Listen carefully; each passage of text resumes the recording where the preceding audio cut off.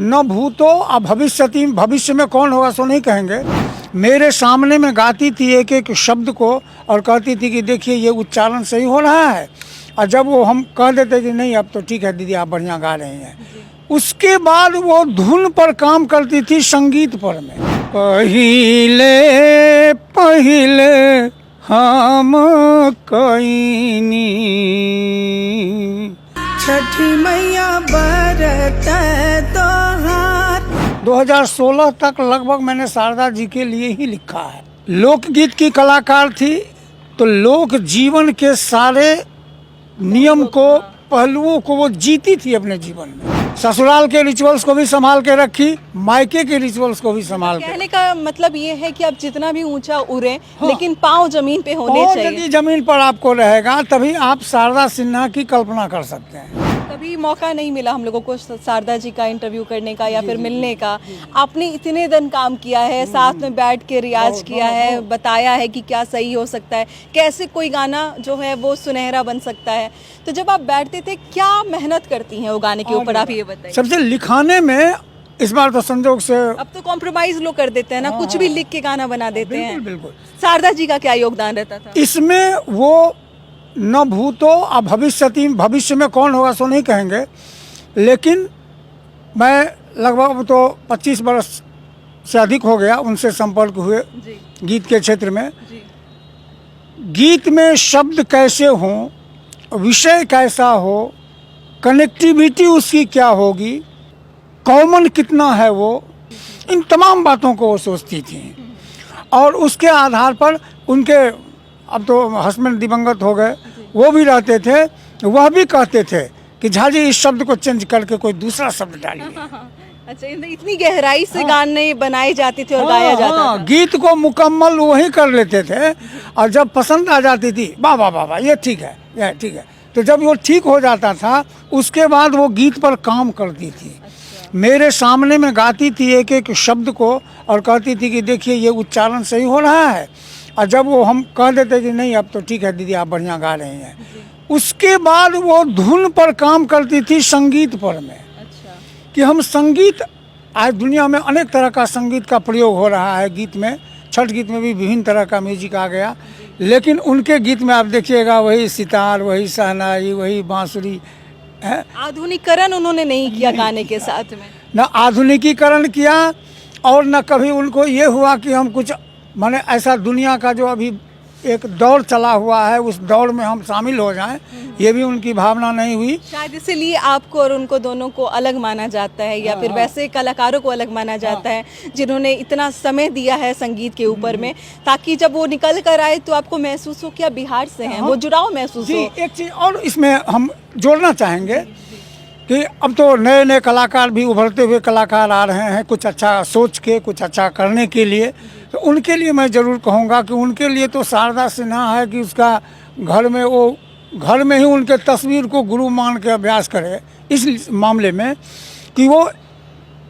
लोकगीत की कलाकार थी तो लोक जीवन के सारे नियम को, पहलुओं को वो जीती थी अपने जीवन में। रहती थी टाउन में ज़रूर, मेट्रो लिविंग भी उनका था, उनका स्टेट लेवल का लिविंग भी था, ग्लोबल लिविंग भी था, लेकिन गांव का भी लिविंग था उनका। ससुराल के रिचुअल्स को भी संभाल के रखी, मायके के रिचुअल्स को भी संभाल के। कहने का मतलब ये है कि आप जितना भी ऊंचा उड़े, हाँ, लेकिन पाँव जमीन पे होने चाहिए। यदि जमीन पर आपको रहेगा तभी आप शारदा सिन्हा की कल्पना कर सकते हैं। बहुत बड़ी बात कह दी आपने, और आज के लोग शायद वो भूल जाते हैं बात को। आज के लोग उसको भूल जाते हैं। थोड़ा सा आगे बढ़ के 5-7 साल म्यूजिक क्या सीख लिए, उनको लगता है कि हम कुछ बड़े गुरु से सीख लिए, कुछ बहुत बड़ी बात कर लिए, लेकिन मैंने उनमें यही पाया कि जितनी ऊंचाई, पद्म भूषण हो गई थी, लेकिन सादगी में कमी नहीं। गांव से कोई आया तो पहले उसको देखें कि भाई क्यों आया, कैसे आया, क्या बात करना है, भाभी है, बहन है, दीदी है, बुआ है, चाची है, माँ की, चाची की, मौसी की, दादी की बात वो करती थी घर में। ये सबसे अच्छी बात है। सबसे अच्छी बात। गुरुजी आप मिथिला से बिलोंग करते हैं और जब भी हम छठ के गानों को सुनते हैं तो भोजपुरी ज़्यादातर आता है हमारे सामने और आपने भी बहुत सारे भोजपुरी के गाने लिखे हैं। मिथिला वासी के लिए या फिर मिथिलांचल वाली भाषा में आपने कुछ लिखा है कि नहीं लिखा है? बिल्कुल लिखा है ना। जी। शारदा जी के लिए पहले वो गाती थी, कोई एल्बम तो पहले तो कैसेट आता था, सीडी आने लगा, तो उसमें 6 गाना गाती थी, तो 3 भोजपुरी 3 मैथिली। अच्छा। तो मैं सबसे पहले उनके लिए लिखा सकल जग तारिणी है छठी माता, ये मेरी रचना है, वही शीर्षक बना था उस गीत का, इतना अच्छा उनको मैं लगा। चाहती हूँ कि जब भी कोई ये गाना सुने ना, जब भी आपने जो गाना भी गाया या फिर जो भी आपने लिखा, उस इंसान के मन में आपकी छवि बैठ जाए कि ये इंसान ने लिखा है और शारदा जी ने गाया है। मैं पिछली बार भी मैंने बहुत प्रयास किया था कि लोगों के मतलब मन में आपका छाप छोड़ के जाऊं कि भाई जब भी आप गाना सुने आप शारदा जी के साथ साथ आपको भी लोग जो है वो याद करें। पहले हम कैनी जो गाए हैं, जी।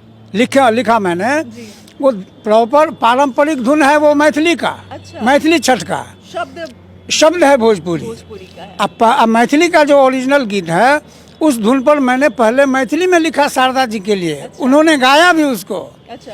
दूसरी बार जब वो उनका एक अर्घ करके कैसेट सीडी निकला था, तो अर्घ में भी 3 गीत मेरे थे। अच्छा। उसमें पहला गीत मैंने लिखा था कि नदिया के तीरे तीरे आयल छठी मैया सेब तोहार घाटे शोभे परा मनोहर मैया तोर बंदन बार, मैया तोर बंदन बार। नटुआ नचाबे कियो गावे मैया तोर महिमा अपार, मैया तोर महिमा अपार। तो ये मैंने पहले गाया था मैथिली में। जी। इसको बढ़िया लोगों ने लाइक किया, मतलब मैथिली में भी लोगों ने पसंद किया, भोजपुरी में भी पसंद किया। हाँ, उसी में लिखे थे गाना और था कि बाट घाट सजी गेल आई है औथिन छठी मैया, चहु दिस छठी केर गान है औथिन छठी मैया। दंड प्रणाम, देखिए कि कितना आदमी दंड प्रणाम करते हुए घाट तक जाते हैं, वो पौराणिक परंपरा है। जी। उसको भी मैंने गीत में लिखा कि दंड प्रणाम करई त चलई छठी छठ बरती नर नारी है औथिन छठी मैया, बाट घाट सजी गेल आई है औथिन छठी मैया।